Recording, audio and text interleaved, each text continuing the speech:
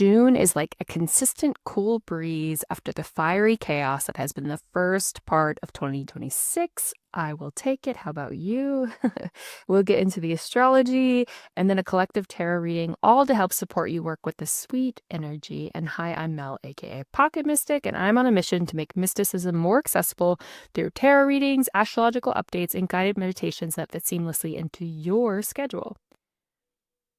Also, hi, interjecting for a quick second to say I thought this uploaded on Monday the 1st, but I accidentally scheduled it for the 8th, but that's okay. Maybe we were all supposed to just bask in the release of the full moon in Sag. So I'm going to start this with a quick overview of what you need to know in case you're short on time, and then get into the details of it all. June moves in two distinct halves. We have the first half, which is deeply Cancerian. We've got Mercury, Venus, and Jupiter all in Cancer, asking us to slow down, to feel deeply, and to nourish ourselves before we do anything else. Mars is in Taurus, which is also reinforcing that slowness, right? Mars, the planet of action, is in Taurus, slow, grounded, earthy Taurus. This is not a month that rewards rushing out of the gate, and generally the new sort of paradigm that we're moving into also will not reward rushing out the gate. Now, the major dates to know, we have June 9th, which brings us a once in 12-year Jupiter-Venus conjunction in Cancer, is a genuinely lucky and expansive day. So lean into pleasure. Book yourself a massage or something that makes you feel both expansive and excited about life and just like, this is so good. June 14th is a new moon in Gemini. It's light, it's communicative, it's a good time for planting ideas and conversations. June 19th, we have Chiron moving into Taurus for the first time in 50 years. So it only moves signs every 7 years. So this is going to bring collective healing through the body and earth and our relationship to resources. I'll talk more about that, but that is going to be a big shift. And then June 21st, we have the summer solstice. The sun moves into Cancer. Great time to celebrate. And then the month closes out with a bang. We've got Mercury retrograde. We've got a Capricorn full moon. And then we've got Jupiter moving into Leo, all landing around June 29th, which is cracking the second half of the year wide open into bold, expansive energy. So the through line for the whole month is come home to yourself first so you can show up boldly from a place that's actually yours. So that's the quick summary. Now I'll get into the astrology and then I'll do the collective tarot reading. But let's ground ourselves, as always, with the astrology that we're starting the month with. So we have the sun in fun, flirty Gemini. This energy encourages us to try new things, to seek intellectual stimulation, to flirt, to chat it up.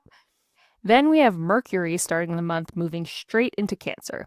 This is going to change our conversations from being like intellectual and fun and full of banter to being more focused on nourishment and feelings. Mars is in Taurus, so we're feeling like our action is a little more slow moving, like we need to be more deliberate with it. Nothing is happening quick here. And then Venus starts the month in Cancer, so we're taking this deep, deep feeling and appreciation for all things nourishing. We might feel a little more vulnerable. We might want to hermit, even though it's summertime almost, and we might feel ourselves yearning for deeper conversations. Then Jupiter is also in Cancer. Okay, love this Cancerian energy. I am a Cancer rising, so it is my nature. And Jupiter is almost at the end of Cancer. It's preparing to move into Leo. So we're kind of wrapping up our expansion in whatever area of your chart Cancer occupies. I know sometimes you'll hear astrologers say like, oh, Cancer's really lucky. Jupiter's in the sign. But you have Cancer in one part of your chart. Like we all have Cancer in our chart. So it's expanding and bringing luck to whatever part it's occupying. And it's kind of wrapping up that expansion. And then we still got Saturn, the ruler of boundaries and time, and Aries, that fire starter energy where it doesn't love to be, because Saturn wants to build things that last, but that's creating this really unique opportunity to build something incredible in whatever area of your chart that Aries occupies. especially because we also have Neptune, the boundary dissolver in Aries. So we have this opportunity to dissolve old patterns and beliefs in whatever area of our life that Aries occupies, so we can rebuild in a more aligned and sustainable way. It's like Neptune is coming in as the tower, and then Saturn is coming in almost as the emperor to help us like really build something that's going to last in our lives. Now, Uranus, the master disruptor, is newly in Gemini, and it is just getting started. We're going to see innovation and major changes in technology, how we communicate, how we travel, and our conversations. We also have Chiron about to move into Taurus, so it's in its last leg of Aries, right? It's cleaning up there, whatever it needs to clean up. And with Chiron moving into Taurus, are we finally getting like legalized plant medicine? The technology research is there to support it with Uranus in Gemini. I don't know. We'll see. And of course, we have Pluto, the great revealer, working in Aquarius, trying to bring back the power to the people. Can I get an amen? Okay, that's a lot, I know. But I think it's important to ground in the energy instead of just focusing on the changes. So let's talk about now what is changing. We have Mercury moving into Cancer on June 1st, as I said, and this brings a deeper degree of care and nourishing to our conversations and how we're thinking about things. Then June 9th, we have a beautiful day. Yes, if you could do something that brings you pleasure and expands you on this day, do it. Jupiter and Venus will be conjunct in Cancer. Now, Jupiter and Venus go conjunct once a year, but it's the last time it will happen in the sign of Cancer for 12 years. So Jupiter, the planet of expansion, idealism, and luck, is meeting up with Venus, the planet of love and beauty and values, and Cancer, the mother of the zodiac, the sign for deep, nurturing, tender care, and big feelings. This is a really beautiful aspect for wherever Cancer is in your house, and I'm excited to hear how this day lands for you. Then June 12th, we have Uranus, planet of revolution and innovation, squaring the North Node. So there's going to be some friction around how much revolution we want to tolerate in order to get us where we want to go. Then on June 13th, we have Venus entering Leo. Love boldly, do not hold back. Proudly show off your talents and beauty. Bold, bold, bold. While Venus isn't technically exalted here in Leo, I think she loves the light shining on her. So let the light shine on you, baby, okay? I love, love, love this as we're getting into the back half of the year. Remember, we are going for it this year. We are not holding back. And Venus moving into Leo gives us the boost to be like, I'm ready to shine. Then on June 14th, we have a new moon in Gemini. I will have a video to support that time. But for now, look at where Gemini is in your chart and what you want to plant there. It's going to be fun, flirty, and chatty. I love it for us. So then on June 19th, we have a once in 7-year transition. We have Chiron, the great wise teacher to the heroes, the one who never felt like he quite belonged, who spent his whole life seeking wisdom and healing, moving into earthy Taurus. Big, big, big change and shift. If you want me to do a deep dive into this, let me know in the comments. For some of you, this will actually be your Chiron return, meaning you will be revisiting your deepest wounding. Ooh, ouch. Yeah, I know. But it's an opportunity to rewrite the story around it. Now, wherever Taurus is in your chart is where you're going to personally feel it the most. And collectively, it means that we're going to be returning to the earth for answers on how to heal, the earth and our bodies. Think plant medicine, think touching grass, think embodiment and somatic practices, nature as healing. My body is me and I am my body. I am excited for it and curious to see how it all develops, though I do want to warn you that it sometimes does bring up issues of resource scarcity. Not great, right? But it also has this opportunity to really help us get into our bodies, get into the earth, and think about healing in this way, in a very material, practical way. Now, June 21st, the sun moves into Cancer. We all have a lot of feelings while we're sweating our lives away. This is also the summer solstice, so let's celebrate. If you're in the northern hemisphere, this is the longest day of the year. The light is starting to wane now. And if you're in the southern hemisphere, it's the darkest and the light is starting to come back. I will also have a video on this individually, so I won't go too deep here. But then on the 28th, we have Mars moving into Gemini. Mars is the planet of action, aggression, and we might feel a little like, where am I going? What am I doing? I'm here, I'm there, I'm everywhere. So it might feel like you're getting more motion, more action than you were with Mars and Taurus, but it's probably going to feel a little bit scattered. Then on the 29th, Mercury goes retrograde and the full moon is in Capricorn. So it's a time to release, and also double check our emails before we send them and prepare for patience. Okay, it's Mercury in retrograde. It's also telling us to slow down a little bit. And then big news, big change, big opportunities for expansion. We have Jupiter, the master expander, moving into Leo. Bold, bold, bold. Even bolder than Venus going into Cancer. It's like a spotlight is shining on the area in our life where expansion and luck want to kiss us. Mwah. I will have a video on this. It's going to be great. I will be telling you, depending on your rising sign, how this is likely to impact you, where you're likely to see expansion and luck. Who doesn't love that? And now let's get to the collective tarot spread to help support us during this time. Remember, you can pull this for yourself for a more personalized read. And if you comment your cards below, I will interpret them for you. So for card 1, we're going to be doing what needs tending first. The Cancerian asks before anything else, what in you needs to be nourished, held, or felt before you can move boldly into the second half of the month. Card 2, what's the Jupiter-Venus gift? What is genuinely expanding in our lives right now that we might be too close to see? What luck and love are already moving toward you? Card 3, the Chiron moon coming into the light. What old story about your body, your worth, or your resources is ready to be rewritten as Chiron moves into Taurus? Card 4, what wants to be planted at the Gemini new moon? The idea, conversation, or connection that wants to take root, what your mind is ready to commit to. Card 5, the bold move, what Venus and Jupiter moving into Leo are asking you to stop hiding. What is ready to be seen, claimed, and shown off without apology. Card 6, what to release at the Capricorn full moon, the structure, obligation, or old ambition that needs to come down so the new expansion has room. And then card 7, our threshold. What is the overall invitation of June? Who are you becoming as you cross from the tender first half into the bold second half? Okay, let me pull the cards. Okay. So I had a card that wanted to pop out and say hello, which was the 5 of Wands. So this is a card all about conflict and fighting. I think what it's telling us in context of the rest of the spread is that there is going to be a tension between our inner world and what's happening in our outer world.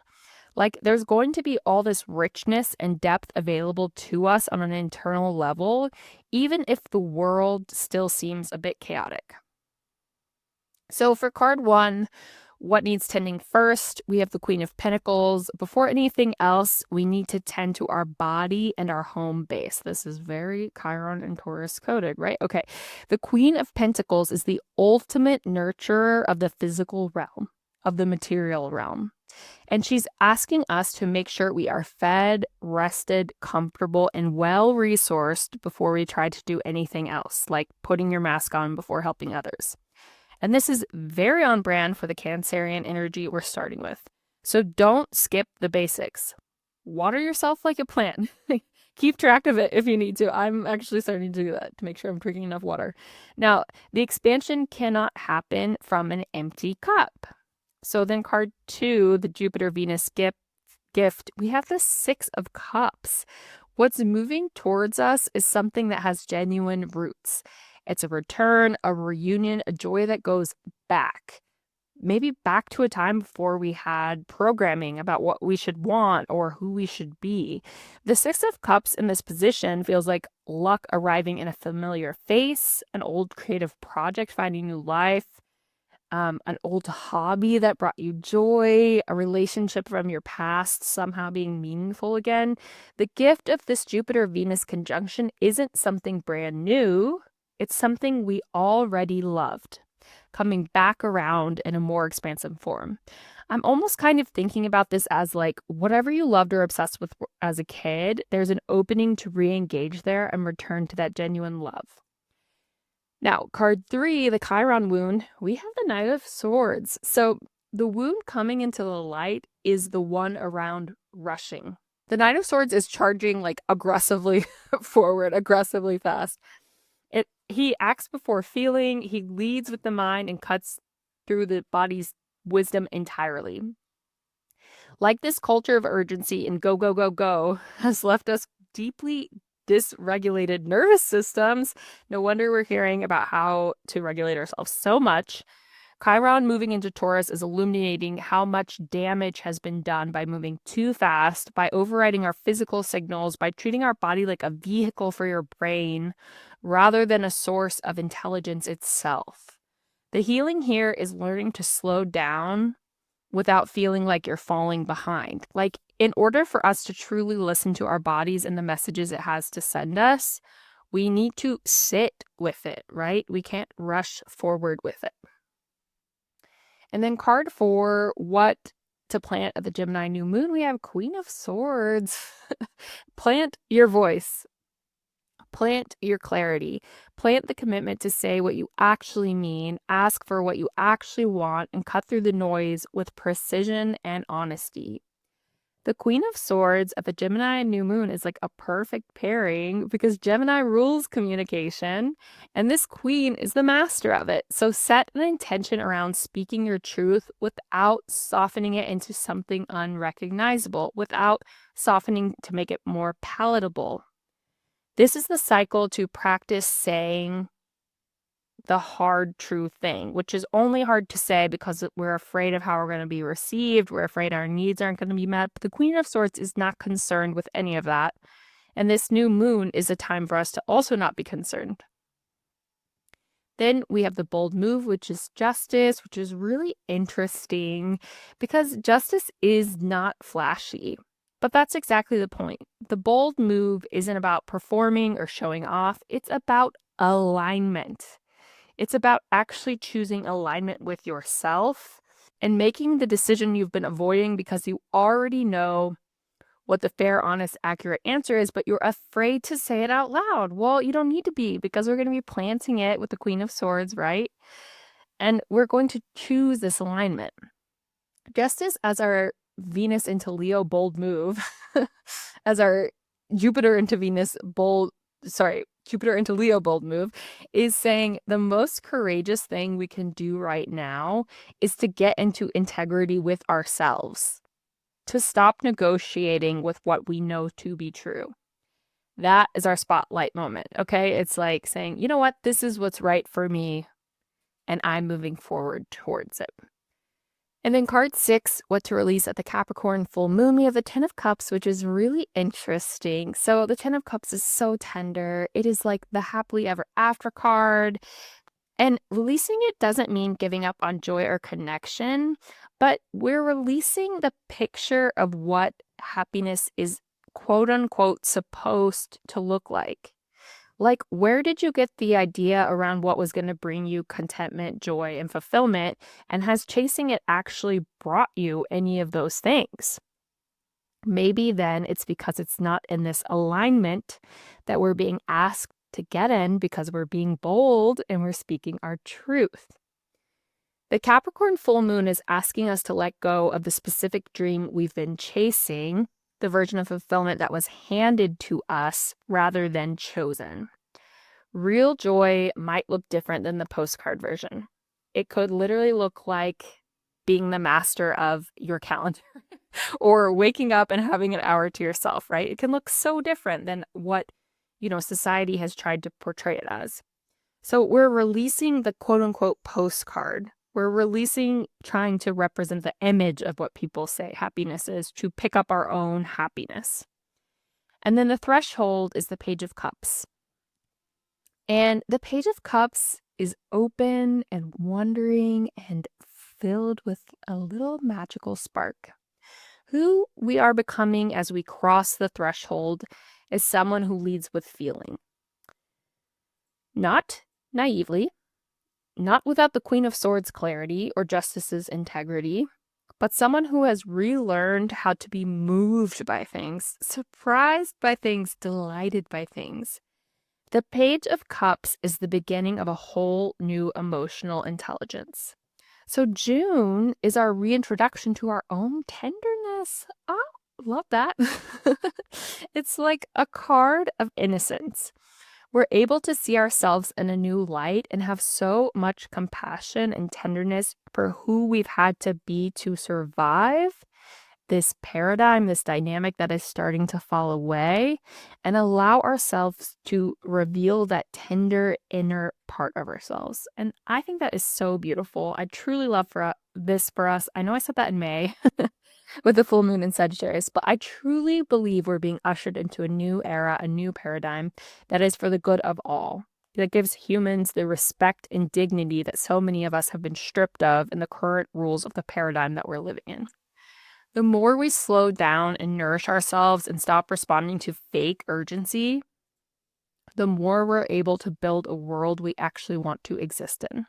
So June is a threshold month, and I cannot wait to see how it unfolds. I'm sending you all lots of love and encouragement. I will see you soon. I'll be back for the new moon. Thank you for spending this time with me.